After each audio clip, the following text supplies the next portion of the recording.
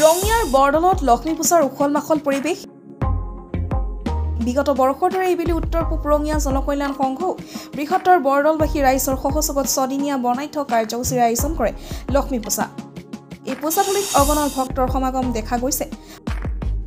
আজি পৰে অনুষ্ঠিত হোৱা বিভিন্ন কাৰ্যসূচীত অংশগ্ৰহণ কৰে স্থানীয় ৰাইজে। ধৰ্মধ্বজা উত্তোলন কৰে ভক্তপ্ৰাণ ৰাইজৰ উপস্থিতিত ছদিনীয়া বৰ্ণাঢ্য কাৰ্যসূচীত সকলো ভক্তপ্ৰাণ ৰাইজৰ উপস্থিতি তথা সহায় সহযোগ কামনা কৰে উদযাপন সমিতিয়ে। লগতে অসমীয়া হিয়াৰামঠু জুবিন গাৰ্গৰ অকাল মৃত্যুৰ শোক পালন কৰি 8 অক্টোবৰ তাৰিখে অনুষ্ঠিত হ'বলগীয়া জনপ্ৰিয় কণ্ঠশিল্পী মৰ্মিতা মিত্ৰৰ সাংস্কৃতিক সন্ধিয়া বাতিল কৰে আয়োজক সমিতিয়ে।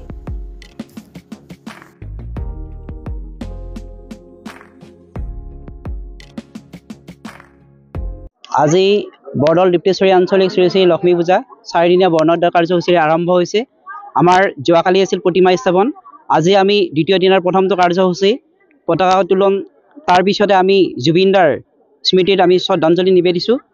আমাৰ আজিৰ কাৰ্যসূচী এতিয়া আছে আমাৰ ধৰ্মীয় শোভাযাত্ৰা। ধৰ্মীয় শোভাযাত্ৰাৰ পিছত আমাৰ সন্ধিয়া ঠিক 6 বজাৰ লগে লগে হৰিহৰ টোকাৰী দলৰ দ্বাৰা টোকাৰী গীত পৰিৱেশন হ'ব আৰু সন্ধিয়া 8 বজাত বৰদলীয়া নাট্য পৰিষদৰ অনুষ্ঠান হ'ব, নাট প্ৰদৰ্শন হ'ব। আৰু অহাকালি এক বিশেষ কাৰ্যসূচী আছে, সদৌ অসম ভিত্তিত দিহানাম প্ৰতিযোগিতা অনুষ্ঠিত হ'ব। আৰু অহাকালি ঠিক সন্ধিয়া 8 বজাৰ লগে লগে আমাৰ অসমৰ দুগৰাকী জনপ্ৰিয় নাগাৰা নামৰ শিল্পী নন্দিতা নাথ কলিতা আৰু লৱ দাসৰ দ্বাৰা নাগাৰা নাম পৰিৱেশিত হ'ব।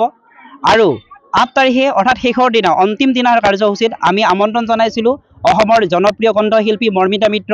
কিন্তু আপোনালোকৰ জৰিয়তে আমি অৱগত কৰিব বিচাৰিছোঁ, ৰাইজক অৱগত কৰিব বিচাৰিছোঁ, আমাৰ হিয়াৰ আমঠু হাৰ্টথ্ৰব জুবিনদাৰ যি দুৰ্ঘটনা পতিত হৈ তেখেতে প্ৰাণ আহুতি দিলে, আমি তেখেতৰ বাবে শ্ৰদ্ধাঞ্জলি নিবেদি সেই কাৰ্যসূচী সমূহ সাংস্কৃতিক কাৰ্যসূচী আমি বাতিল কৰিছোঁ। তাৰ ঠাইত আমি ধৰ্মীয় কাৰ্যসূচী ৰাখিছোঁ, তেখেতৰ পবিত্ৰ স্মৃতিত আমি ধৰ্মীয় কাৰ্যসূচী ৰাখিছোঁ। আৰু সেইদিনাও অসমৰ দিহানামৰ শিল্পী ভাগ্যশ্ৰী দেৱীৰ দ্বাৰা দিহানাম প্ৰদৰ্শন হ'ব।